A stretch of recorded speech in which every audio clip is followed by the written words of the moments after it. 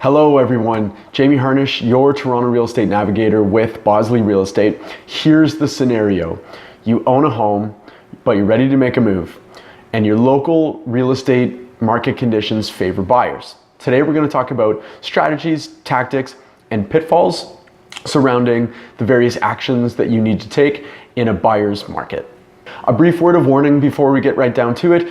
If you are watching this video and you are living anywhere, for the most part, I'll say the city of Toronto, you are not in a buyer's market. So the information I'm about to tell you about is for a hypothetical buyer's market. If you are looking for more relevant information for a seller's market, if you're looking to do something fairly soon, then have a look for the video that immediately precedes this one, where I talk about what to do in a seller's market.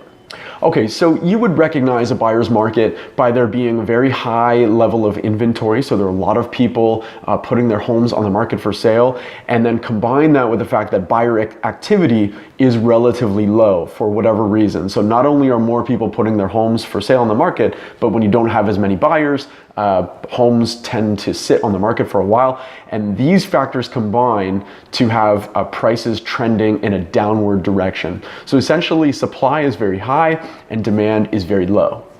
So because of these conditions, the strategy often chosen by move-up buyers would be to sell their home first. So the idea is that you know that you've actually sold your home, because that could take a lot of time.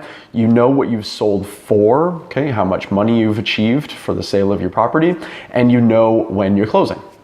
Now, a factor that needs to be considered while you have your home on the market is, who are you selling your home to? Are they people who also own property and are in the process of selling, or have they already sold? What are the market conditions like where they live as well?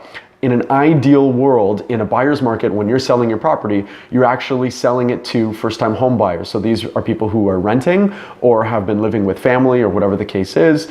So the idea is that they don't have any reason why they can't close on the day that you agreed upon in your agreement of purchase and sale.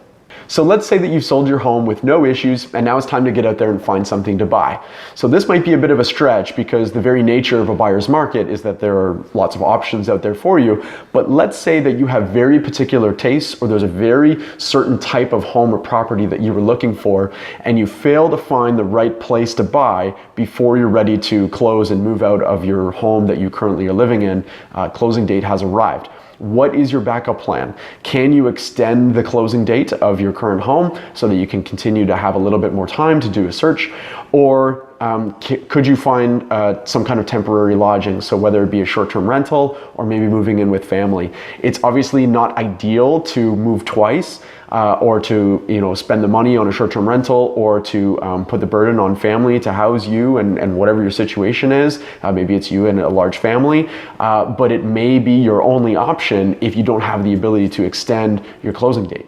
So this is all food for thought, and again, if you're watching this video and you're living in Toronto, we're in a seller's market for the most part, but I have friends who are trying to sell a property in Calgary right now, and they're having a really tough time. So if you happen to know somebody somewhere else in Canada, and they're living in a buyer's market and they're thinking about making a move, you may want to consider sharing this video with them to help educate them on the situation and what they could do to help protect themselves.